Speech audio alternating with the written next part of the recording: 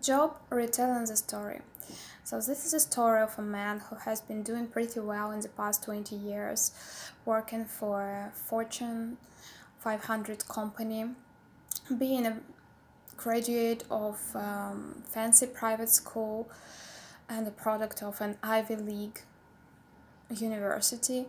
It was no surprise that he climbed up to the top of his career ladder as fast as it was possible, and it seemed that his rocket ship to success was unstoppable. But however, here he was, standing in the corridor of his office building and holding a pink slip he was handed by his boss a couple of minutes ago. The boss has asked him to come back into his office in 15 minutes to discuss the details. So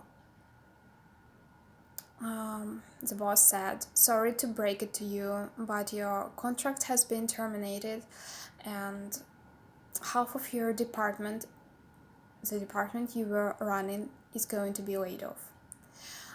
Please don't take it personal, we all make sacrifices." So the company is acting in its best interests. But our hero is pretty sure that his boss is a jerk and an old bastard, and the only sacrifices he can make is just taking an ordinary Ferrari instead of a Lamborghini. But our hero has 3 kids and a mortgage. He has something to lose. And here he is standing in the corridor and thinking about the past 20 years. And on top of that, today is his birthday. What a blow in the back. He remembers how he actually got that job. He was 26 years old, bright-eyed and enthusiastic. He sent out hundreds of CVs and attended dozens of interviews. There were few companies ready to hire him, but he wasn't sure whether he wanted to work there or not. So he kept searching, and one day he got a call from the secretary of that company, and she said that if he was still interested in the position, they were waiting for him for the interview the next day. So he came there, he had the interview, they asked him some questions about his qualifications and experience internship. He had several internships, so they took him right there, right at the interview. They said that he was hired, and they warned him to prepare for working really hard and proving that he can handle the responsibilities. So that's how he landed the job. He worked really hard. He hasn't been on vacation for years. He has worked 24/7.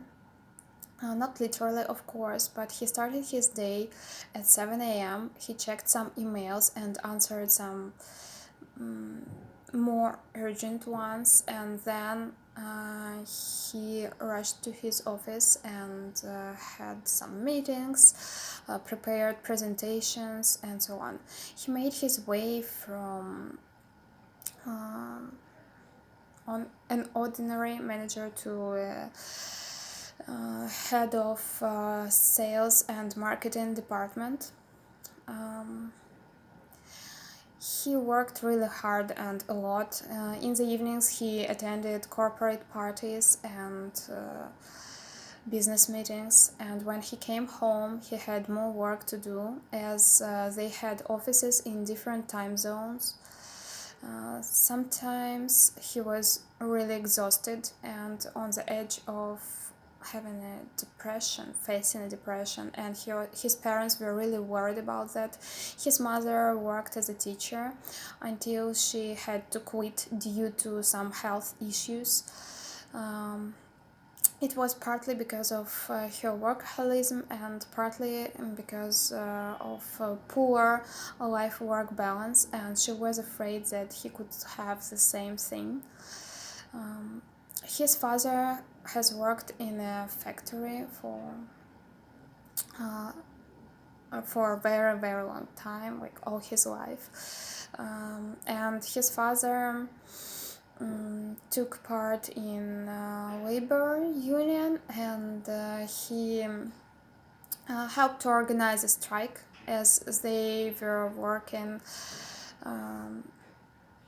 24-hour shift on day on day off basis, and the factory, the bosses of the factory, they had to change the conditions of labor, and they had to change their working shift from 24-hour shift to 12-hour shift with the same payment. So his dad got promoted to a factory supervisor, and he retired 10 years ago and now lives in Miami. But our guy couldn't go on a strike. But he was standing in the corridor and thinking that he wouldn't just stay there. He would go to his boss office and tell him what he really thinks of him. Tell him what a jerk he was, and about his nepotistic, stupid way of management.